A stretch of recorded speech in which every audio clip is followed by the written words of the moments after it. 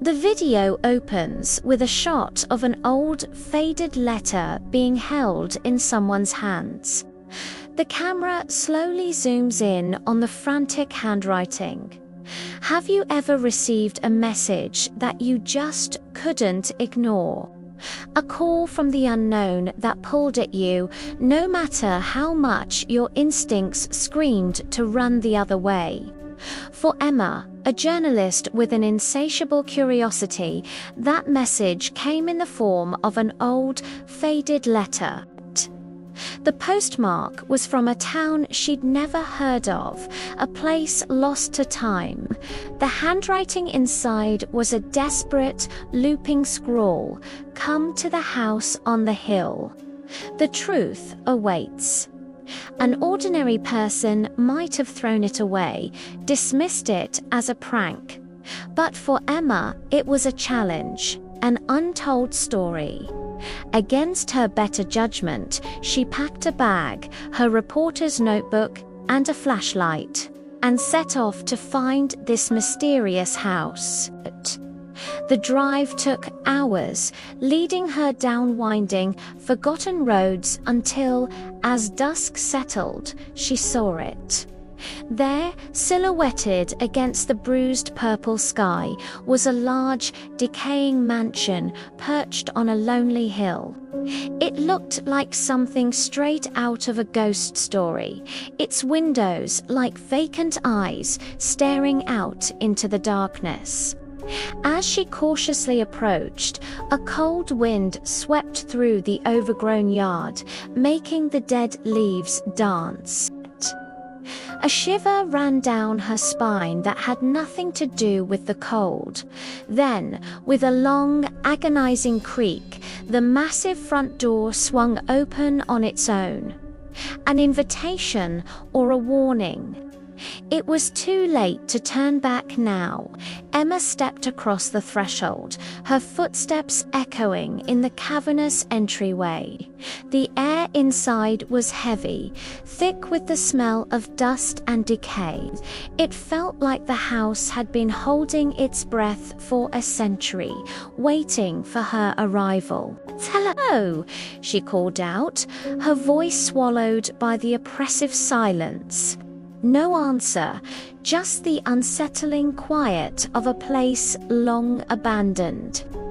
She clicked on her flashlight, its beam cutting a nervous path through the gloom, revealing rooms filled with furniture draped in white sheets, like pale ghosts in the darkness. And that's when the whispers began. They were faint at first, like the rustle of silk or the sigh of the wind, so quiet she thought she was imagining them. They seemed to come from all directions at once, yet from nowhere in particular.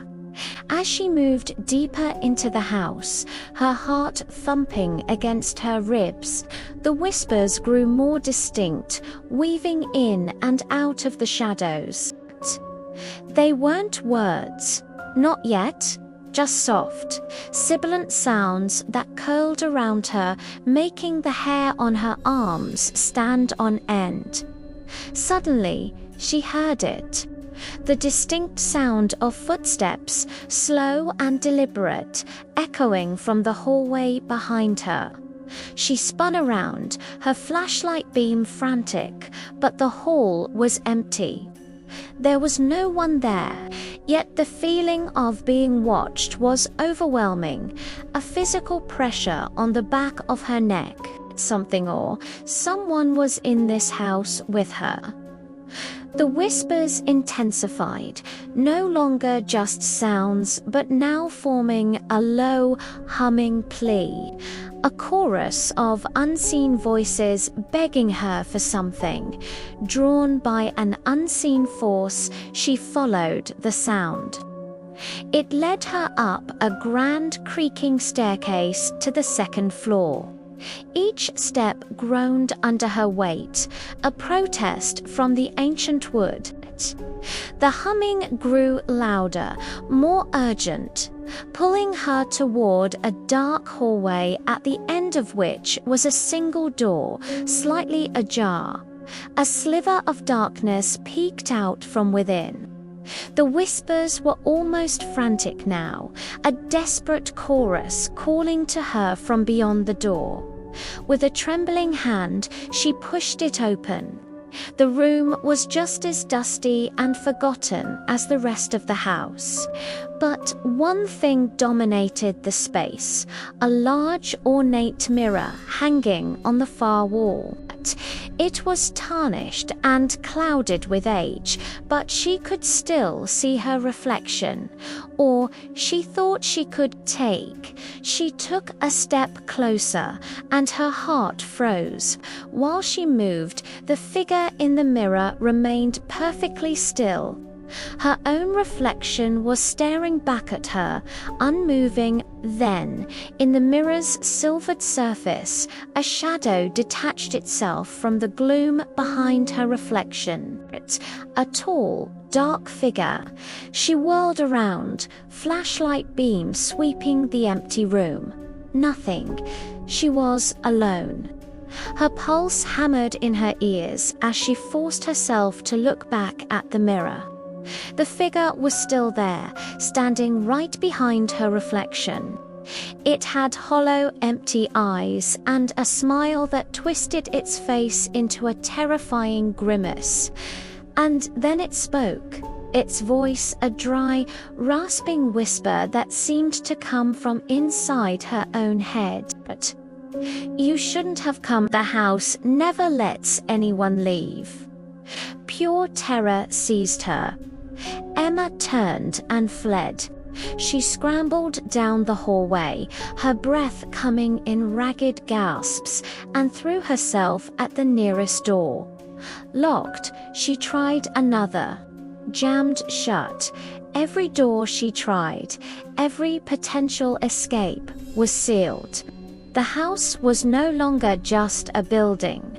It was a living, breathing labyrinth, its hallways stretching and twisting before her eyes. The whispers were no longer pleading. They were screaming now, a cacophony of frantic voices shouting from the walls themselves. Stay with us, stay with us. The walls felt like they were closing in, the air growing thick and suffocating. Desperate, she ran back toward the entrance, toward the front door she'd come through. But it was gone. Where the door had been was now just a solid wall, covered in the same peeling wallpaper. Panic gave way to a chilling dread. Then the wall shimmered and the door reappeared, but it was different, sealed with iron bars that hadn't been there before. She stumbled blindly through another hall, her lungs burning, and saw it a small, unassuming door tucked away in an alcove. She threw her shoulder against it, and to her shock, it swung open. Cool, fresh night air hit her face. Freedom. She burst through the doorway and into the open, gasping for breath, her back to the terrible house. But as her eyes adjusted, a new horror dawned.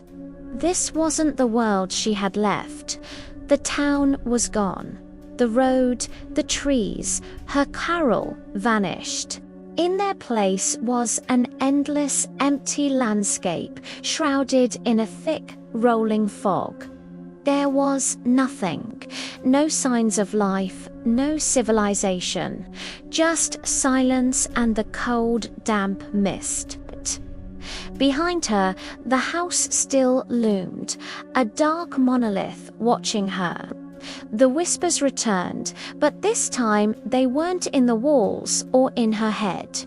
They were right behind her, a cold breath on her neck. "Welcome home, Emma." She turned, her eyes wide with terror, just in time to see the door to the house slam shut.